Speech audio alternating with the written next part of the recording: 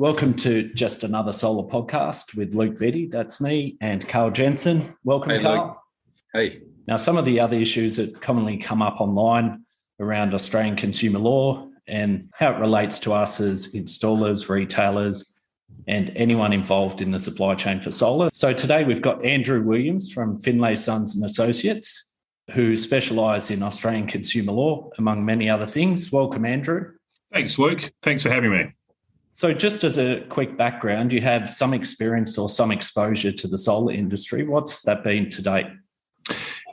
Yes, where I sit in my practice is working in risk and dispute management, trying to spend time solving problems with clients at an early stage before they turn into court proceedings or bigger complexities or formal dealings with the regulator. And we'll probably talk a bit later about the Australian Competition and Consumer Commission and its role, amongst others, in this industry, but have worked for some of the regulators or the oversight bodies for retailers and installers, and less so, but have some involvement on the consumer side or and some of the business-to-business issues that can arise as well. We might touch on that as later, I expect, but particularly where there's a consumer-facing business, which might be a retailer and installer, and behind that there's a manufacturer or importer, and there can sometimes be some discussions and debates about where ultimate liability or responsibility sits, including in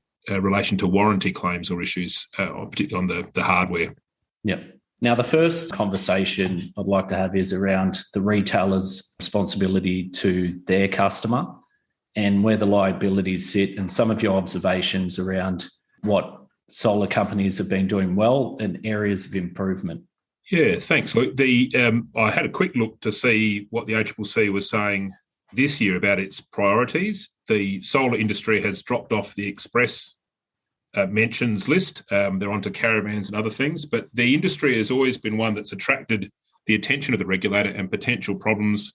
From a layman's perspective, and just as a consumer, it sits at a intersection of a number of issues. You've building and construction, electrical work, and almost a financial product. A lot of consumers are looking at this from a monetary point of view and what benefit they can get now and over time. And involved with that, we've got dealings with the energy suppliers and contractual arrangements, all of which can be very confusing from a consumer's point of view. And so alongside things like mobile phone contracts, just the standard electricity contracts, this is an area where the regulators had concerns about where consumers sit. So there's a focus there. And then legally speaking, and I'm sure as a lot of your colleagues and listeners will be all too aware, there's a lot of talk, and lawyers always start talking about it, about the Australian consumer law, which is overseen by the Australian Competition and Consumer Commission, and which sits in amongst the Competition and Consumer Act. So apologies, I've already started off being a lawyer and throwing acronyms and big words around. But the issue there is, to what extent does the law, the written law, impose obligations on retailers or indeed any supplier of goods and services that go beyond what we might have in our written contract or we might have actually expressly discussed? So we can sell our services or sell a product, and we might be stuck with a liability or some obligations to the buyer that go beyond that which we've expressly discussed. So within T's and C's and within contracts and the like. So what's an example of that, where you might have something within the contract T's and C's, but then you've got an obligation beyond that to the customer? Yeah, there's lots of fun terms that we have to deal with, but the short position is that the Australian consumer law imposes or puts in place, in respect of a range of goods and services, consumer guarantees. And those consumer guarantees can't be contracted out of. And they include, broadly speaking, that which we sell or supply must be fit for purpose and of acceptable quality. So we can't get around that. We can't say that we exclude that even by our T's and C's. There is an interplay between what we put in our quote or our contract or even in our discussions and how that informs and is informed by the consumer guarantees. But that's often where the crux of a dispute will arise, whether we're buying a used car or anything else, or a ticket on a cruise ship, or in this case, perhaps the design and installation of a solar PV system. Is what happens if something goes wrong and the consumer thinks that they're not getting performance or characteristics that they expected, and what is acceptable quality or fitness for purpose. And that will be informed by partly what's expressly discussed, but will partly be, unfortunately, perhaps for us, potentially determined by a regulator or a magistrate in a court a year or 3 from now, looking at things objectively after the event. Interesting, Andrew. I'll jump in at that. The thing that I see coming up for our industry is as we get more penetration of PV on the grid, whilst we're required to give the customer an output estimate, there's scenarios now where, through no fault of the installer, the output of the system's restricted or constrained by what the grid is able to take, and that makes it very difficult to provide any kind of an output estimate because those things are totally out of control of the installer. Mostly out of the control of the installer. If they were to install a cable that was undersized, which was then causing a voltage rise in the system to not operate effectively, obviously they'd be liable for that. But if it's a fine sunny day in spring and no one's using any energy, typically grid voltage goes up and people's output goes down, and there can sometimes be as low as no output at all. And that's obviously a concern for the consumer. Absolutely, Karl, and that probably scores we've got a bit of a moving feast, again, just from the consumer's point of view. But I guess in most cases, the retailer and the installer is not the party. There'll be some cases where there's sort of emerged set of contracts, I suppose, but that dealing, if you like, between the consumer or the homeowner and the network or the grid operator is outside of the control of the retailer and the installer. From a lawyer's point of view, as much as this becomes a bit of an abstract pursuit, as the retailer or the installer, one would want to be careful, this is hindsight advice, to delineate the difference between potential output, if you like, or everything that can be output if it's accepted into the grid, if I can use that loose terminology, as opposed to any representation, which might be where there's potential trouble, again with hindsight, and say, hey, you will get this output and it will be taken by the grid, and therefore it might follow that you get feed-in tariffs or some offset in your power bill. So again, that and other professionals see it too, whether it's lawyers, accountants or doctors, that taking care to delineate where our advice ends and where somebody else's responsibility begins, or where there's factors outside of our control. And I guess that's another one to add to which I'm sure where the industry has always been good at, the good operators, about being clear about what the retailer and the installer can control, the product that's being delivered, our estimates of what the performance might be, subject to assumptions, and that might be dependent upon, well, this is likely what it can do, assuming that there are no overhanging trees or that certain other factors apply, and we can deliver and install on this date, but that's subject to some express limitations, whether that's access or availability of parts and so on.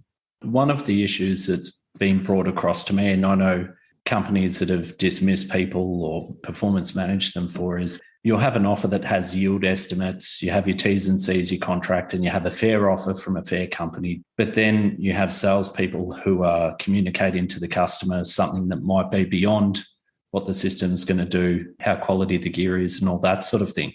Yeah. A challenge not confined to this industry is that even within one organisation, we're all human, and maybe there's some parts of the organisation doing the right thing and providing sensible and measured advice or estimates. And then we might have a sales force that is motivated even subconsciously to get the sale over the line. And we can see that sometimes when there is a discussion or debate about what might have been provided in writing to the customer, but then the customer's saying, oh no, but that was superseded in effect by a discussion I had before I signed on by the salesperson that told me it would definitely do X, Y, or Z. That is a problem. If the sales representative, well, they are the agent of the retailer's bound by what they do on its behalf. And so that's an internal management thing and a risk to be managed. In a perfect world, from a lawyer's perspective, every interaction we have with a customer and everything we say that might constitute an answer to a question or a promise of performance or even an estimate, we would record in writing. It doesn't need to be a long, detailed letter. Even if there's a good file note taken, just an email back to the office or to keep on the file about what was discussed. And we have that in other industries too. The problem we've got when dealing with these complaints down the track is they might not come to the surface for a year or two. If business is going well, we might have some turnover of staff in the usual way. we might be doing, I'm sure, dozens or even hundreds of installations or sales, whereas that customer, this might be the one and only system that they buy in their lifetime, where there's competing recollections or competing evidence about what was said orally without being written down, then a court or a decision maker will often favour the recollection of that party who's remembering that one instance they've ever done this thing in their life, as opposed to perhaps the busy sales team or the call centre for the retailer. So, yeah, even the best laid systems, we might have very good documentation, very good standard form quotes or contracts or disclaimers, and that can be, unfortunately, undone by the human element of somebody saying, overriding that or being perceived to override that with what they say face to face. Whether it's true or not, if that salesperson's led a customer to believe something that may or may not be true, and that's been part of the sales decision, then what sort of implications does that have?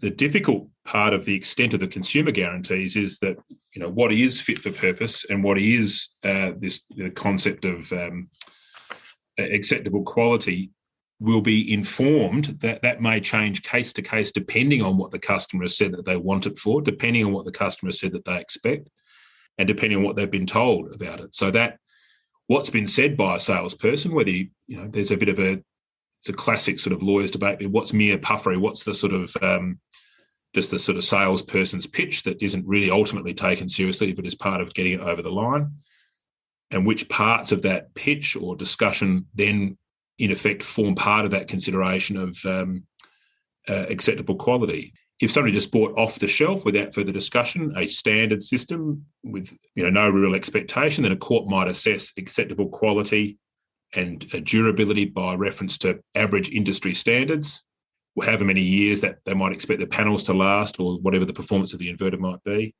Mm-hmm. If there's a salesperson that's got that customer over the line by, in effect, saying this is the, pardon the tired analogy, but this is the Rolls Royce of solar PV systems. It's a mid-market price, but I'm telling you that this is better than the equivalent that the guy down the road will offer or the girl down the road will offer. And notwithstanding that the box says it's only 5-year warranty, I'm telling you right now that I've got 3 in my house and they're all lasting 10 or 15 years. Then that additional gloss or puffery or statement can then form part of what the consumer had in their head when they, as you say, making that purchasing decision, and that will then be part of what a court or a decision maker looks at to say, well, hang on, what is acceptable quality? Then that you've lifted the bar by entering that contract in that context. Which is a really good segue, Andrew, because in our industry, we've come to a point where there's competition over warranty periods. So with solar panels, it used to be that you get a 10-year warranty and 25-year performance guarantee, which is a whole other conversation to have around what your obligations would be under a performance guarantee versus a warranty. With some panels, we're going to full 25-year warranties. And I think about it where you might be putting it on a tile roof, brand new tile roof that only has a 15-year warranty. And the cost of it as an equivalent, if I go down the road to the local glazier and ask for a 2x1 metre pane of glass, will probably cost more than that solar panel.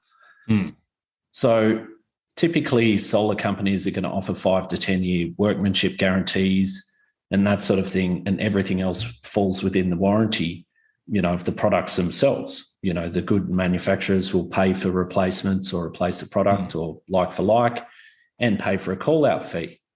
But does that add any liability to a retailer who's selling a product on the basis of 25 years warranty beyond that 5-10 year workmanship guarantee? Yeah, good question, Luke. The Australian consumer law has the word consumer in it.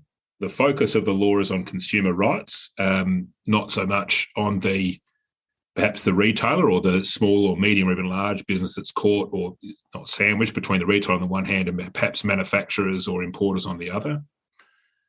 That Australian consumer law gives the consumer the right to choose whether they, if you like, go after the retailer for warranty and consumer guarantee issues, or in relation to goods after the manufacturer or the importer.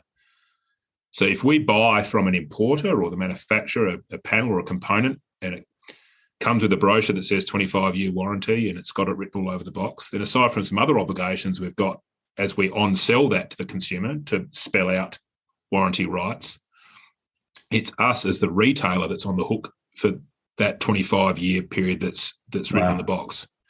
So, yeah, all well and good if we've got back-to-back, contractual rights as against the importer or the manufacturer that we've purchased from. But, as in a number of industries, the risk is there that that manufacturer or importer disappears and we're the ones left carrying that can. So if I buy a well-known brand television from Harvey Norman, or whichever large or small retailer of electrical goods, and the box comes with a large warranty number on it, then that retailer can't say to me, no, go and talk to Sony or Samsung or LG. They can't send me off to go and talk to head office for one of those companies. They have the obligation to deal with that on the ground. They might have some rights behind the scenes to go in turn and get their money back or get compensation from the manufacturer or the importer. But yeah, as a retailer, whatever we're saying to the consumer and whatever's written on the box or in the brochure or on our website about warranties or guarantees, whether it's about workmanship or ancillary goods and sort of installation or the components themselves, we ought at least start from the point of view that we are on the hook for all of those. Can you think of any other consumer product that has a 25-year warranty? Not one, just as a consumer, not one with moving parts, no. Yeah. Well, solar panels doesn't have any moving parts, but... I should say that, yeah, with technology, and I think of those sort of bakeware or cookware or anything that's got a lifetime warranty where half of that's a marketing pitch. You sell microchips, polysilicon, electrical things happening. Yep. It's interesting, Andrew, a little bit of backstory between Luke and myself. We both represented Energy Matters in the Western Australian court for a claim of less than $10,000, so lawyers not allowed, consumer versus company. And we went in there armed with several A4 folders of information that we were going to be complete winners. And this guy was just a really difficult customer, and there's actually the inverter product had failed for the second time. It was well out of warranty, but essentially the magistrate or the magistrate's assistant who was negotiating with us basically saw it as a David versus Goliath, and we were there for 4 or 5 hours, and by the end of the day, it was pretty clear that we were going to be losers. So we gave it in and went fishing instead. Take away whatever we've promised and what we think is right. Online, you always hear guys appealing to Australian consumer law, but we were sitting there in a room effectively trying to justify that this guy had spent $28,000 on a solar system 8 years beforehand. What it amounted to in the end was a complete removal and replacement of his entire system with new stuff. Quite ugly from the retailer's perspective. Yeah, well, Karl, that's a whole discussion for another day. And we can certainly say as a general observation about the justice system that you get a result. Whether you consider that result to be a just result is a discussion for another day. And the lawyers and the courts have been grappling for some time with the rough equivalent of that engineer's conundrum. Dispute resolution, you can get at best any 2 out of 3 of fast, accurate and cheap. And those small claims tribunals often, perhaps understandably, focus on fast-ish and cheap-ish, and you get a bit of rough justice, or you get persuaded by the presiding officer to, if not meet in the middle, then compromise your claim. So I suppose there's that background inherent risk with anything consumer-facing, that somewhere in that bell curve distribution of our customers, that there'll be somebody who takes an unreasonable position and pushes it far enough that they get a result that perhaps others amongst us might consider to be unreasonable. But yeah, that's probably the baseline risk that you can't do much about. So what would you advise to solar companies to manage this risk that goes beyond what they think is reasonable? I expect that we're preaching to the converted. The people that stop and think about this sort of thing and listen to experts like yourselves are probably 9 or 10 steps out of 10 or 11 steps towards doing what they reasonably can do to mitigate and minimise risks. I'm very conscious that perfection's a wonderful thing, but if we spent hours vetting each of our potential customers and hours telling them about everything about the history of solar technology and all the ifs, buts and maybes, we'd never make a sale and we'd be out of business pretty quickly. So there's a balancing act. Certainly, just to pick up a point we've seen before, lawyers love clear written evidence, and not in lawyers' language, and doesn't have to be long and prolix, but clear systems. The first thing we want to see when there's a problem that comes up is that there are clear records on file about who said what to that customer, what documentation's been provided to them and when, and that we've got copies of all of that. And that gets us, a long way past the he said, she said sort of stuff and the debates about, trying to rebut those sort of factual assertions.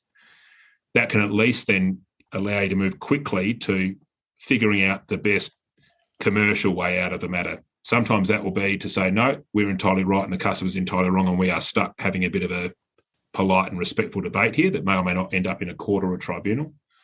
Or other times it can then inform what businesses do all the time, which is to take a pragmatic approach and see if there's a way of, if you like, avoiding the disproportionate spend of time and effort and management time and staff time on the matter.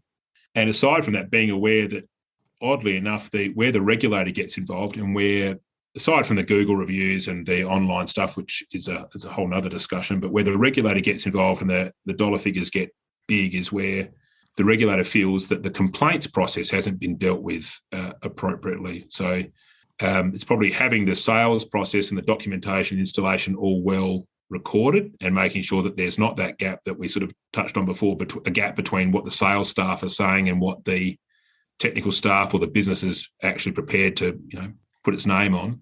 And then if and when we get a complaint or a problem, treating that in the same way that we keep that well documented, we respond to it promptly. Doesn't mean rolling over, but just means grappling with it and seeing if it can't be put to bed. So I know that all sounds like motherhood statements. There's no silver bullets in that. In order to limit that risk on consumer guarantees, we have clear, plain English communications in writing to the clients about what we're selling to them in terms of goods and services, and what we can say, for example, the performance will be or might be, and subject to what assumptions, around installation dates and the like. Well, you might have a target date and what it's dependent upon. And that's tough often because I'm sure there are other operators or businesses that take the risk of not putting those ifs, buts and maybes in their communications and in their materials with the hope of securing a sale. But that's where the balance sits, I think, from where I sit. Because there is a small fraction of customers that no matter what remediation you offer or anything else, they're not going to be satisfied with it. They're going to want to escalate it regardless, even if you've made every reasonable effort to resolve it. Yep. And so that's right. There's no way to eliminate the risk of having a whether it's a black swan event, something going wrong, and whether that something going wrong is with our services or the product we've put on the roof, or there's something going wrong is having the bad luck to bump into a particular type of customer that's got a particular type of psychology or a bee in their bonnet or time on their hands or whatever it might be. And that becomes a management issue. And sometimes that becomes a grit the teeth and resolve it with the application of money, goods or services, where the reality might be that that's not fair in a global or universal sense, but that might be the least bad option compared to spending money on lawyers or courts or the staff time, because everybody, perfect world, everybody's got better things to do than sit in the office and deal with a complaint matter. We've got new jobs to do. So, Andrew, quite a common complaint that I hear from customers is that, who are installers, of course, is that their customers haven't paid and they're struggling to recover money from systems that they've already installed. Is there any easy solution for that problem? Obviously, take money before you do the install. When you turn up on the day, you say, right, you need to cough up the money. Is there something after the fact? Can they go back and take their system off the roof? What's your top tip on that one? Yeah, top tip. When I say that, we don't sell solar here, but I've got an accounts team that's probably going through some work we've done over time, and there's always some amount that ends up in that category. Aside from leaving the industry and going into medicine or somewhere where you can charge somebody before they even walk into your office, you get paid in advance all the time. That's a good work if you can get it. It is possible contractually to have retention of title clauses. That happens in business-to-business contracts where you say, look, you might have the goods, but I retain ownership of them, even though they're on your roof until such time as I get paid. That might be not a bad idea, possibly in larger commercial contracts. That, again, not a silver bullet, because then you probably still need to get a court order to let you get in and climb the roof and undo it. So that's something that if that happens on a big job, which there are lots of jobs that are happening that are large these days, that if that was to happen to a customer, they would want to call their lawyer ASAP. Yeah. And so aside from going to court and trying to enforce the debt and get a judgment, then, yeah, unfortunately that not getting paid for one's work and goods supplied is one of those commercial risk issues. Solution is, from an academic perspective, is get paid up front. Is that commercially viable? Most of the time, not really. So legal answer is, yeah, you can get a result. You can take them to court, get a judgment, then get the sheriff or the bailiff out there, enforce it. If they're try and send them bankrupt, get their house sold. But again, that's the legal answer. Commercially, is that quick and easy? Unfortunately, no. The bigger the job, you might be able to secure it by way of the PPSR register and retention of title clauses that might help if the person goes bankrupt or the house is sold. But it's a risk management issue. I wish I had a silver bullet for that one or a quick solution, but that's an ongoing problem, not just in the solar industry. So as a hypothetical then, you need orders before you can actually go and take the system off or do something similar. If it was possible to remotely disable the system, would that be legally yes or legally no, or somewhere in the grey area? Somewhere in the grey area.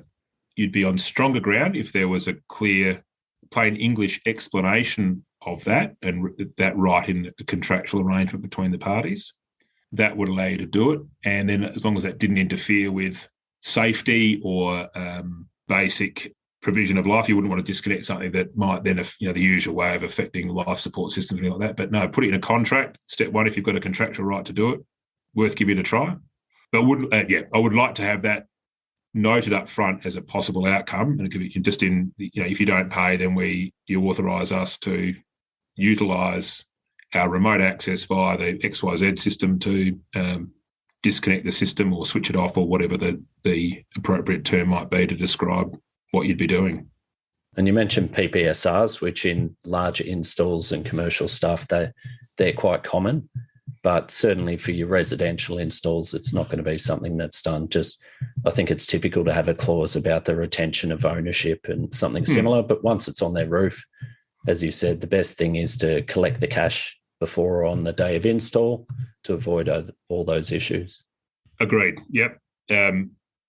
I'm never quite sure where the phrase possession is 9/10 of the law comes from, but much better to be possessing the cash once we've lost possession of the goods, and then leaves it to them to try and get it back if there's a problem. So yeah, again, easy to say, hard to do, but yeah, to the greatest extent, shifting that the payment risk in our favour, so that we've got a bit more of it by the time we leave the site on the day, and less of it left over to be chased 7, 14, 28 days down the track, the better. Mm. Yeah, so Andrew, another one we hear is the amount of money that people can claim as a deposit. So what's reasonable there? Can I ask for a 50% deposit up front? Can I ask for a 100% deposit? Can I ask for a 10% deposit? I encourage people to be friendly and upfront with their customers and say, hey, look, I'm going to put $10,000 worth of gear on your roof and I'm going to go and source that stock. So I'd like a down payment, and put it up to the customer to offer an amount as a starting point. What do you think of that idea? Is that legal? Is it something that our customers should be talking to their lawyer about?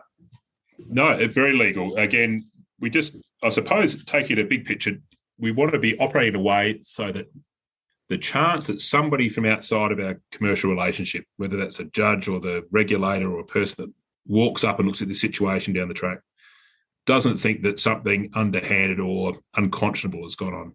And we do that if we take money that we're not entitled to or don't give it back in circumstances where it might be unreasonable. But as you say, Karl, if there's been an honest, open discussion and say, look, my business operates on the basis that I require 100% of money up front. And if the job doesn't go ahead, if we cancel it, then we give you back some, all, none, calculated on a certain basis, then there's no particular legal requirement that we have to do the job first before we get paid, and no cap on the deposit that might get paid. We just want to be careful and fair, including by reference to clear and understandable terms about, what happens if. So what happens if the customer purports to cancel it? If we say, tough luck, we keep the entirety of the fee, there might be a debate about that. But if there's some logical basis, say we've already incurred costs, we've bought parts and components that we can't easily on-sell, so we can refund some but not all. If there's a payment plan that has some upfront, 10% upfront, 90% upfront, then absolutely, I think that's just a matter of upfront open commercial negotiation between the customer and the retailer. On the finance side, have you had anything around solar financing and companies that do that come across your desk, or anything that you're aware of? Not specifically that we've seen, other than that, again, across industries, there's a hesitancy and a caution around third-party financiers, and I don't think there's necessarily any black letter concern about that in the sense that it shan't be done, but it just opens up another field where there might be a complaint by the consumer down the track that they've been taken advantage of, or they didn't understand the terms, or they didn't understand the premiums they might be paying. But again, no problem with that in principle. Again, putting aside that there'll be, outside of my field, there can be some particular legal obligations imposed where financial products are being offered, or in the world of small loans and finance and banking more generally. But that aside, no concern sort of in an absolute sense, but one where there is a greater potential for a customer to complain later. Sometimes for convenience sake, they might just change their mind on the deal, but that can sometimes manifest in an assertion that they were misled, or that they were coerced into entering the deal, or they didn't understand the full arrangement. Quite interesting that those finance products would fall under APRA, but then when you look at the buy now, pay later products, they don't fall under that regulation. So if you had Afterpay or something similar on solar, all of that stuff would be out the window, and all of those, controls. Yes, yeah. Again, a discussion for another day. There's some twists and turns in regulation, isn't there? And you sometimes might think that certain sectors or industries have done a better job, or been luckier in finding themselves in a simpler or more accommodating regulatory environment than others. While we've got you, Andrew, I do have one customer that pops into my mind immediately, and they supplied lots and lots of data to a panel manufacturer about what they considered was either a potential induced degradation or a light induced degradation of modules that was beyond the scope of warranty. And certainly the cost of that installer of actually proving that not just one system, but 3 years worth of systems that they had installed had all degraded beyond the manufacturer's warranty, and the manufacturer was demanding basically individual panel flash testing that cost nearly as much as the panels themselves to get done by the time you take them off the roof, freight them away, get them tested, freight them back. So realistically, that's a difficult one for an installer to protect themselves against. Maybe that's more of an insurance question. I wonder if you could insure yourself against that risk. Yeah, that is a good question.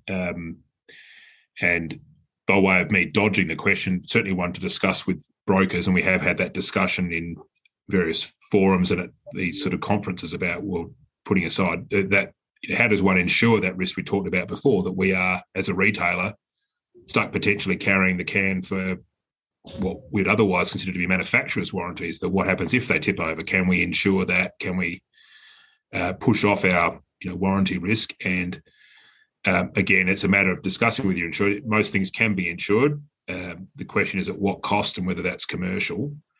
And as you say, Karl, it's a very good point that often the process is the punishment, in the sense that whatever the ultimate value of a claim or a potential customer reimbursement or replacement claim might be, the costs of dealing with the claim and the process around it and proving it or defending it can quickly become disproportionate to the amounts in question, particularly where here it's not a simple matter of looking at a television and asking whether it lasts for 2 years or 10, or whether it fell off the back of a truck or off the shelf, or assessing a contract breach. There can, I imagine, there can be often some very complicated interplay between questions of potential manufacturing defect and or transport and or installation and or on-site performance. Big can of worms. Yeah, and used to see that. The analogy used to be to jump across industries in the rail industry when it was all nationalised. Didn't matter whether it was the track, the sleepers, the bogies on the carriages, or the engine or a driver error. One party bore all the risk, and that was easy to solve. When you privatise it and you've got 5 different people providing 5 different parts of that chain, then you've got big fights between them about where the root cause of a problem is and what the who ultimately might carry liability. A bit like the Victorian bushfires a couple of years ago, where I think it fell to the energy distributor. Yep, and often tends to correlate with who claimants might think has the ability to pay out on the claim as well. So that can be a motivator to try and push a claim in a particular direction. So the retailer has the problem, I suppose, of being visible, present and close. The manufacturer importer is legally and commercially and sometimes physically distant.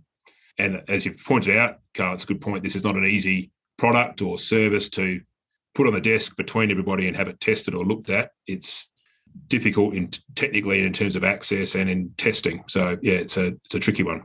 So there's no clear delineation there. Let's say using the solar industry, the consumer, the obligations of the retailer and the obligations of a manufacturer. It's not straightforward about who's going to carry all of that. And with the retailer being the closest one to the consumer and the most obvious. Yep. Then the consumer gets to pick who they go after to start with, whether that's the retailer or the manufacturer / importer. The law sort of conflates manufacturer or importer. So it's somebody within Australia. They don't have a right to go extraterritorial outside of Australia's borders, but the consumer makes that choice first up and says, well, I choose to go after you or make my claim against you, retailer. And then back to back with that will be whatever contractual or legal relationship there is between the retailer and the manufacturer, where the retailer might say, hey, well, I've got to deal with this claim. I either suspect or I know that this is, to the extent there's a claim, it's about an issue that's inherent with the product that you supplied. And that then becomes a back-to-back commercial negotiation.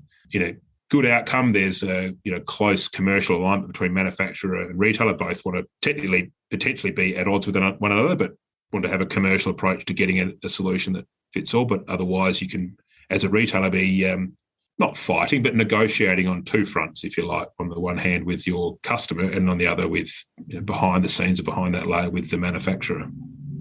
We really appreciate your time, Andrew. So Andrew Williams from Findlaysons and Associates. Any last bit of advice or anything else for solar companies? The usual lawyer's advice is don't do anything illegal. So that's easy to say, but ultimately not much use.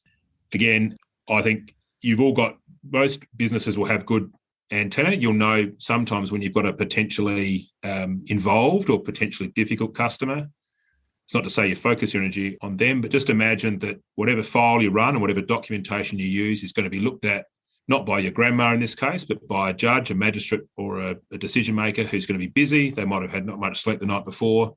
And so the more you can put your hands on in your own files by way of records and documents and notes of telephone calls, the better you are. So keep the paper trail. And Facebook isn't your best resource for legal advice and things regarding Australian consumer law. Well, you get what you pay for, I suppose. Yeah, but you get opinions are very good, aren't they? Yeah, and everybody has them online. So somewhere buried in there is the right answer, but picking it out from the noise of the wrong answers can sometimes be the trick. Indeed, that's good advice. Thanks, Andrew. Awesome, wonderful. Andrew. I think that's one of our best shows. Absolutely. Karl, I can tell you're in charge of the sales pitch while Luke does the hard work behind the scenes to deal with a difficult customer. But like always, Jensen. Yeah. That's great. Look, thanks both. Have a great weekend and a great Christmas and New Year. Thanks Andrew. You too. Yeah. Cheers, guys. So thanks for listening.